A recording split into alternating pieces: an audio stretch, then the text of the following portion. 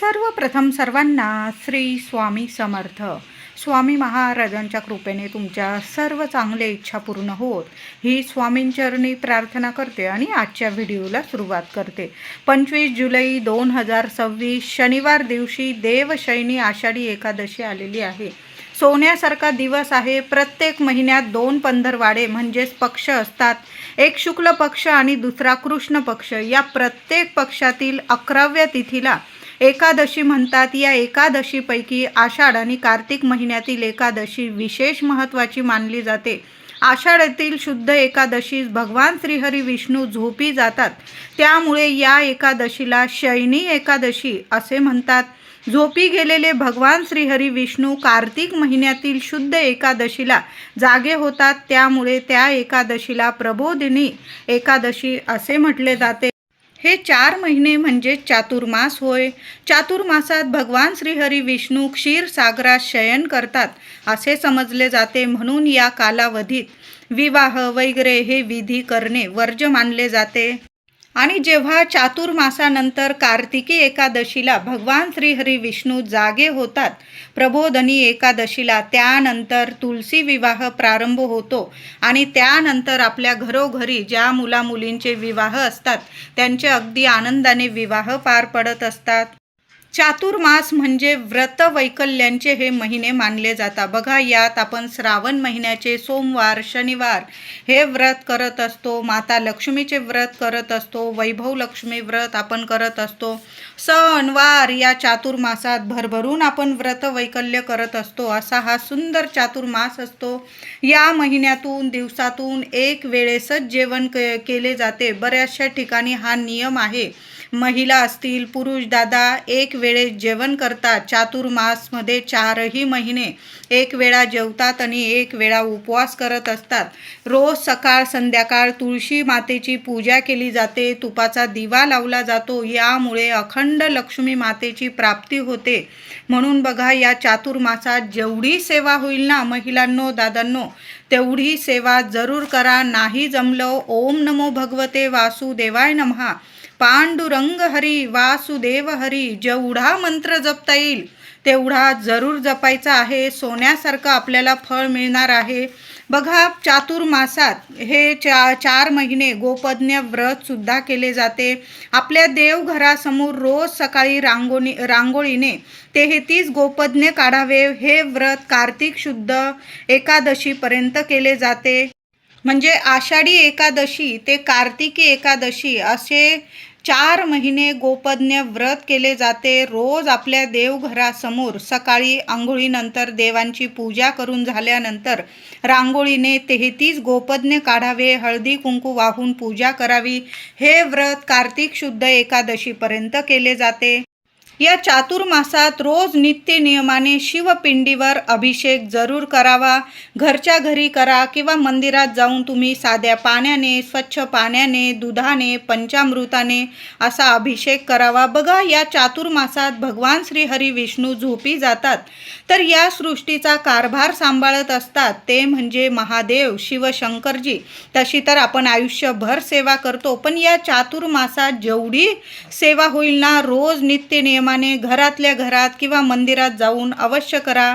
पाण्याने, दुधाने, पंचामृताने अभिषेक करा. या चातुर्मासामध्ये आपण श्रावणाचे सोमवार सुद्धा अगदी आनंदाने करत असतो. अगदी भावभक्तीने श्रद्धेने आपण प्रत्येक जण आपण श्रावणाचे सोमवार शनिवार करत असतो. तर या 4 महिन्यामध्ये रोज नित्य नेमाने घरात शिवपिंडी असेल किंवा मंदिर असेल घराजवळ, तिथं जाऊन देवांना अभिषेक जरूर करा. बेल फूल अर्पण करा. तर 25 जुलै 2026 शनिवार दिवशी आषाढी एकादशी आलेली आहे. बघा, लोक लांबून लांबून पायी दर्शनाला जातात. पंढरपूरला पायी दर्शनाला जातात. आपल्याकडून एवढं होत नसेल, आपण संसारिक व्यक्ती आहोत, लेकरा बाळांना सांभाळून नाही होत, तर आपण घरच्या घरी तर किंवा मंदिरात जाऊन तर सेवा करू शकतो. तर आता आषाढी एकादशीचा उपवास कसा करायचा, असं नाही की एकादशी आणि दुप्पट खाशी. जेवढा उपवास होईल ना, फराळाचं खाताना तुम्ही भगर खाऊ शकता, दूध, फळे, साबुदाणा, चहा अशा गोष्टी, असे पदार्थ खाऊ शकता, शेंगदाणे, ड्रायफ्रूट. पण एकादशीचा उपवास करताना अतिशय तिखट किंवा खारट, तेलकट असे पदार्थ टाळायचे आहे. यामुळे आपण जी सेवा करतो ना, आपलं मन एकाग्र राहत नाही.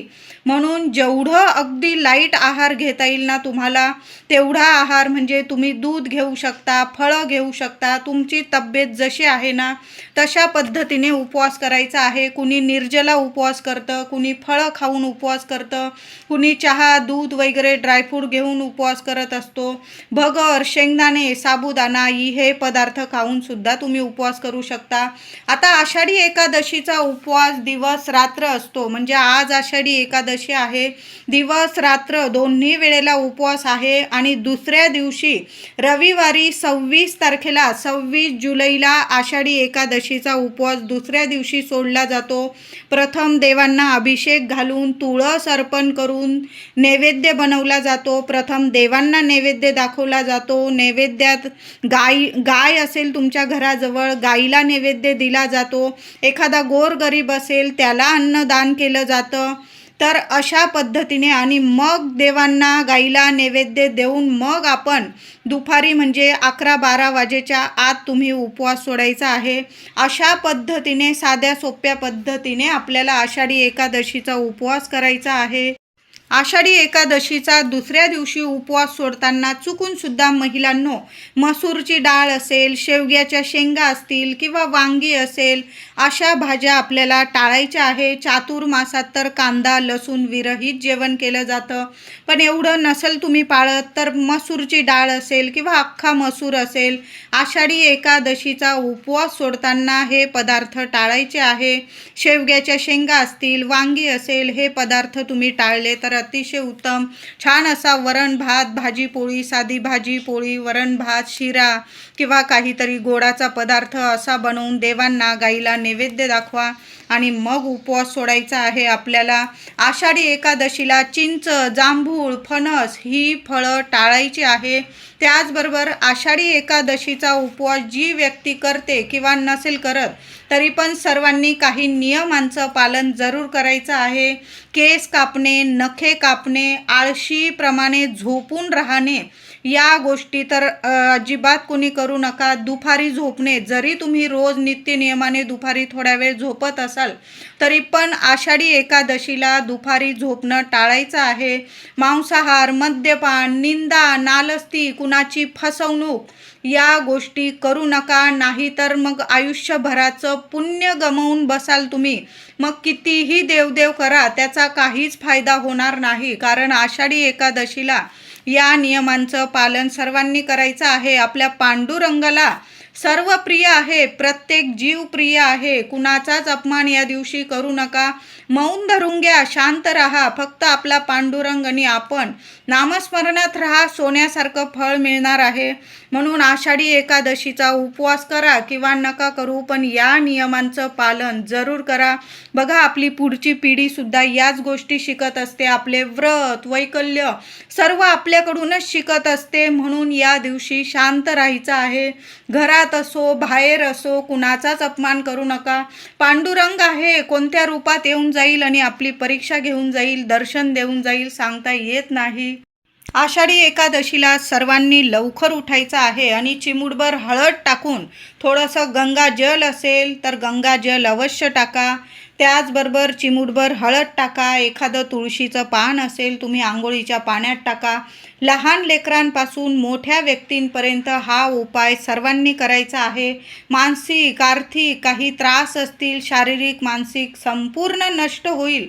भगवान श्री हरी विष्णूंचं, आपल्या पांडुरंगाचं नामस्मरण करा आणि आंघोळीचा हा उपाय सगळ्यांनी नक्की करायचा आहे. या दिवशी चुकून सुद्धा तांदूळ खायचा नाही. म्हणजे तुम्ही भात वगैरे शिजवत असाल तसं तर प्रत्येक घराघरामध्ये उपवास असतो. आपण भगर, साबुदाणा या गोष्टी करत असतो पदार्थामध्ये.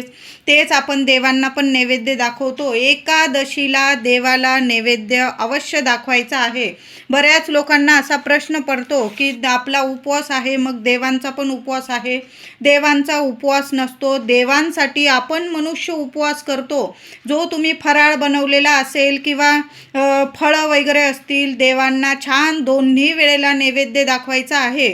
आणि दुसऱ्या दिवशी जेव्हा आपण 26 तारखेला रविवारी उपवास सोडू आषाढी एकादशीचा, तेव्हासुद्धा वरण भात भाजी पोळी जो स्वयंपाक केलेला आहे, प्रथम देवांची अभिषेक करून पूजा करून तुळस अर्पण करून मग देवांना नैवेद्य दाखवा, गाईला नैवेद्य दाखवा आणि मग आपण उपवास सोडायचा आहे. हे नियम तर आषाढी एकादशीचा उपवास करताना जरूर पाळायचा आहे. सोन्यासारखं फळ मिळणार आहे.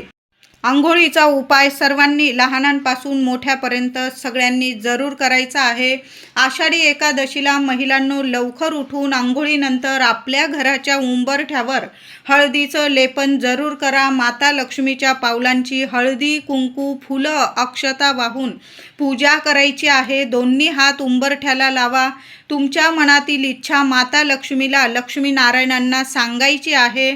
आणि दोन्ही वेळेला आपल्या घराच्या मुख्य उंबरठ्याजवळ दोन्ही वेळेला झालं तर दिवे जरूर लावा. तुपाचा लावला गाईच्या तुपाचा तर अतिशय उत्तम. नाही जमलं जे देवांच्या दिव्यांसाठी तेल वापरता तुम्ही त्या तेलाचा दिवा लावला तरीही चालेल. या दिवशी एखादं तुळशीचं रोप लावता आलं तुम्हाला आषाढी एकादशीच्या दिवशी तर आवर्जून लावा. शनिवार आलेला आहे, तुळशीचं रोप लावा.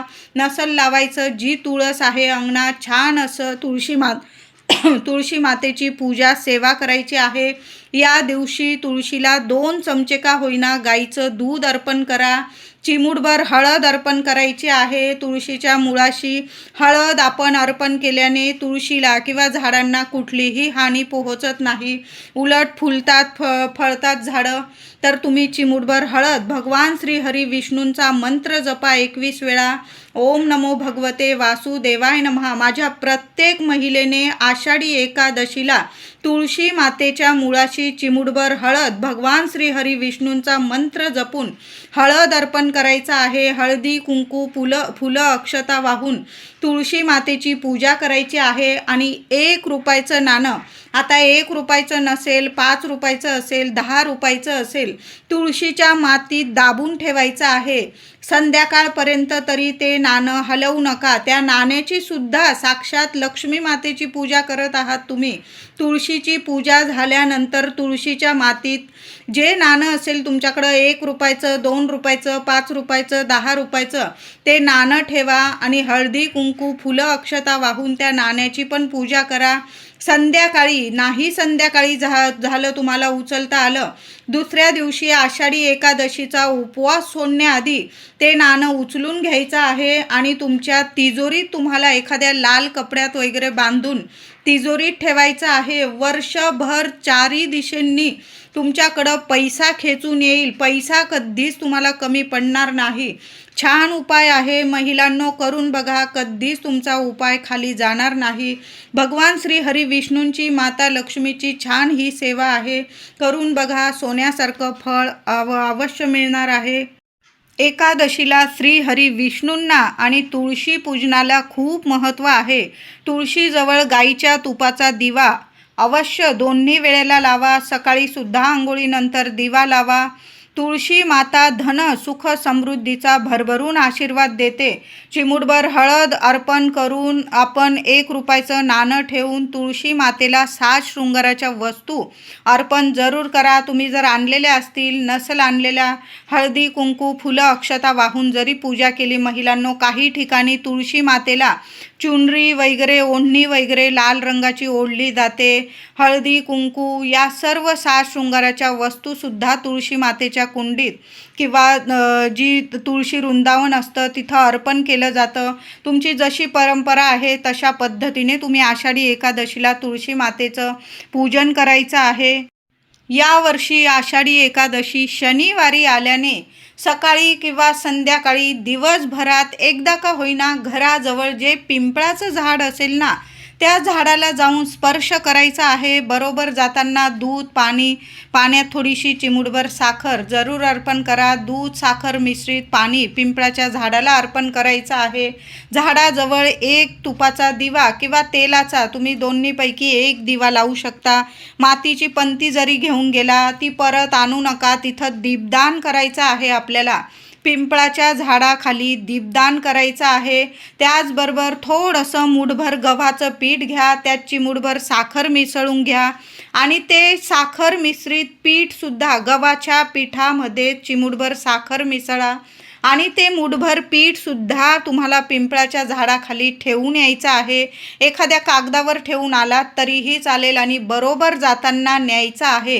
तो म्हणजे एक गुळाचा खडा. सर्वांनी, नाही काही जमलं ना तुम्हाला चालेल, नाही उपवास जमला चालेल, पण पिंपळाच्या झाडाखाली एक दिवा अर्पण करा, दीपदान करा आणि मूठभर कणिक, थोडीशी साखर मिसळून तिथं ठेवायची आहे आणि एक गुळाचा खडासुद्धा एखाद्या कागदावर तिथं पान पडलेलं असेल पुसून घ्या आणि त्यावर जरी तुम्ही एक गुळाचा खडा ठेवून आलात ना, संपूर्ण एकादशीचं, चातुर्मासाचं तुम्हाला फळ मिळणार आहे. असा सोनेरी दिवस पुन्हा येणे नाही.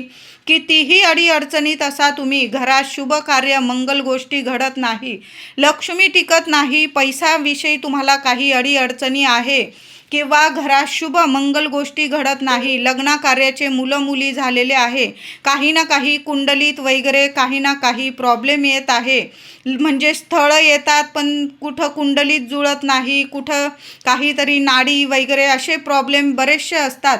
सर्व म्हणजे तुमचे ज्या काही अडीअडचणी आहेत त्या संपून जातील आणि तुम्हाला घर बसल्या चांगलं योग्य स्थळ येईल आणि लवकरात लवकर कार्तिकी एकादशीनंतर तुमच्या घरात शुभ मंगल कार्य घडून येईल. संतान प्राप्ती होत नसेल, मूल होण्यास काही अडचणी असतील किंवा मुलं आहेत पण मुलांचे शिक्षण, नोकरी, काही ना काही अडीअडचणी आहे, तर सर्व जगातलं कितीही मोठं संकट असो, तुम्ही आषाढी एकादशीला पिंपळ पूजन जरूर करा आणि एक दीपदान करा. एक गुळाचा खडा आणि मूठभर कणिक, साखर मिसळून तिथं जरूर ठेवण्या. नमस्कार करा. या दिवशी पिंपळाला स्पर्श सर्वांनी करा. 11 किंवा 21 प्रदक्षिणा लक्ष्मीनारायणांचा मंत्र जपा. ओम नमो भगवते वासुदेवाय नमः, ओम श्रीम नमः मंत्र जपा आणि 21 किंवा 11 प्रदक्षिणा मारता आल्या, घालता आल्या तर जरूर घाला.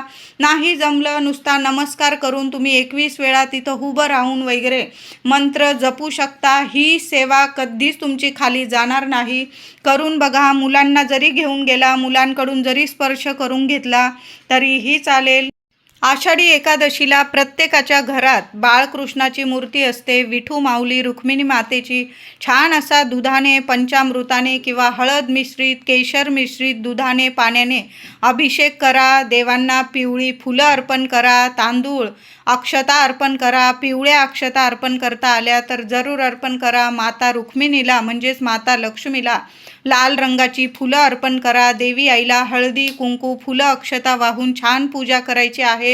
एक अखंड दिवा आषाढी एकादशीला आपल्या देवघरात जरूर लावून ठेवा. महिलांनो, दिवा विझणार नाही याची काळजी घ्या. दिव्यात एक कापराचा तुकडा टाकून ठेवा.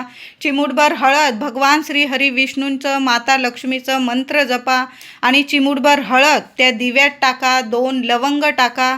दैवी अनुभव येतील तुम्हाला. खूप सुंदर सेवा आहे, जरूर करा. पण या दिवशी देवघरात अखंड दिवा जरूर लावायचा आहे. जेवढी तुळस असेल या दिवशी तुळस तोडू नका, आदल्याच दिवशी तोडून ठेवा तुम्ही. आणि तुळशीपत्र, जेवढी तुळस असेल घरातल्या प्रत्येकाने बाळकृष्णाच्या मूर्तीवर किंवा विठू माऊलीच्या मूर्तीवर अभिषेक करा तुळशीचा. जेवढी तुळशी पानं असतील तुमच्याकडं चांगली बघून घ्यायची आहे, तुटलेली वगैरे घेऊ नका. आषाढी एकादशीला देवांची पूजा म्हणजेच आपल्या विठू माऊलीची, बाळकृष्णांची पूजा, अभिषेक करण्याचा शुभ मुहूर्त कोणता? तर महिलांनो, दादांनो, लवकर उठायचं आहे. अगदी ब्रह्ममुहूर्तावर उठा या दिवशी आणि जेवढ्या लवकर आंघोळीनंतर जेवढ्या लवकर तुमच्याकडून देवघरातील देवांची पूजा होईल ना तेवढंच या दिवशी बघायचं आहे. महिलांनो, जर असं लवकर उठा या दिवशी. जेवढं लवकर उठाल, जेवढी सेवा कराल ना, तेवढं भरभरून फळ मिळणार आहे. बघा, सुंदर सोन्यासारखा दिवस आहे. दुपारी अगदी लहान लेकरं आहे, थोडा उशीर होत आहे, तरी पण दुपारी 11 वाजेपर्यंत आपली पूजा सेवा होऊन गेलेली असायला पाहिजे. थोडा उशीर झाला, 12च्या आत तरी आपल्या देवघरात एक तरी तुळशीचं पान आपल्या विठू माऊलीच्या चरणी, बाळकृष्णांच्या चरणी जरूर अर्पण करा, अभिषेक करा. तुमच्याकडं पिवळ्या रंगाची, लाल रंगाची वस्त्र असेल, धुतलेली स्वच्छ वस्त्र नेसून देवांची पूजा सेवा करायची आहे. मळके, फाटलेले, तुटलेले कपडे अजिबात नेसू नका. महिलांनो, दादांनो, महिला असतील 4 दिवसात घातलेले कपडे वगैरे असतील, या दिवशी टाळून द्या. स्वच्छ धुतलेले वस्त्र अगदी कोरेच नेसा, अजिबात नाही. धुतलेले स्वच्छ वस्त्र नेसून देवांची, विठू माऊलीची, बाळकृष्णाची सेवा करायची आहे. दुपारी 12 वाजेच्या आत तरी अगदी लवकर झाली पूजा तर अतिशय उत्तम. लेकरं आहे, कामानिमित्त थोडासा उशीर होत आहे तुम्हाला, तरी पण दुपारी 12 वाजेच्या आत आपल्या देवघरात विठू माऊलीला, बाळकृष्णाला तुळशीचा अर्चन म्हणजे तुळशीचा अभिषेक जरूर करा. जेवढी तुळस असेल तुमच्याकडं, तेवढी तुळस आपल्या विठू माऊलीला, आपल्या बाळकृष्णांना अर्पण करायची आहे.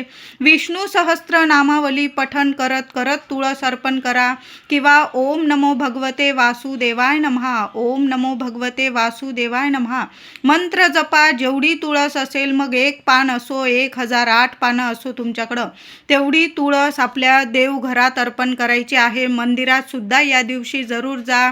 पिवळी केळी अर्पण करा देवांना नैवेद्यात. जेवढी सेवा होईल, मंदिरात जाऊन सुद्धा तुळस अर्पण करायची आहे या दिवशी. खूप सुंदर अनुभव येतील तुम्हाला सोन्यासारखे. या दिवसापासून रोज आषाढी कार्तिकी ते कार्तिकी एकादशीपर्यंत रोज 1 वेळा का होईना व्यंकटेश स्तोत्र पठण करायला जरूर सुरुवात करा. महिलांनी सेवा करा, दादांनी करा, पण सेवेला सुरुवात जरूर करा. आषाढी एकादशीला दिवसभरात एकदा तरी विष्णू सहस्त्र नामावली आपण यूट्यूबवर ऐकला तुम्ही शांत चित्ताने. जर असं मोठ्या स्वरात आपल्या वास्तूला सुद्धा आपल्या देवांची सेवा ऐकू द्या. वास्तू नेहमी शांत, प्रसन्न राहते आणि घरात आरोग्य आणि ऐश्वर्य प्राप्त होत असतं. लक्ष्मीनारायणांची कृपा प्राप्त होते.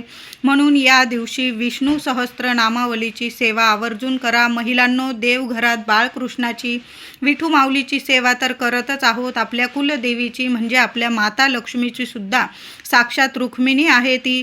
त्या दिवशी देवी आईला वेणी, फुलं, लाल रंगाची फुलं, जशी आपण बाळकृष्णांना पिवळ्या रंगाची फुलं अर्पण करणार, तसंच माता लक्ष्मीला लाल रंगाची फुलं अर्पण करा. तुळस अर्पण करा. कुंकुमार्चन करा. 11 वेळा करा, 21 वेळा करा, पण देवी आईला कुंकुमार्चन करा. बघा, लक्ष्मीनारायणांची या दिवशी जी महिला, जे दादा सेवा करतात ना, या आयुष्यात तरी त्यांना कधीच कशाला कमी पडत नाही. महिलांनो, सकाळी जेव्हा तुळशीचं पूजन कराल, मी तुम्हाला सांगितलेच आहे तुळशीच्या मातीत काय ठेवायचं, कशी सेवा करायची. तुळशी समोर हात जोडून सर्वांनी ओम नमो भगवते वासुदेवाय नमः, ओम नमो भगवते वासुदेवाय नमः किमान 21 वेळा मंत्र जपायचा आहे. सकाळी ही सेवा करा. राहून गेली संध्याकाळी सुद्धा करू शकता, पण जेवढी सेवा होईल ना, मनापासून करा. या दिवशी शांत राहायचं आहे, मौन धरून घ्या. त्याचबरोबर या दिवशी महिलांनो, घरातून तुळस कुणाला देऊ नका.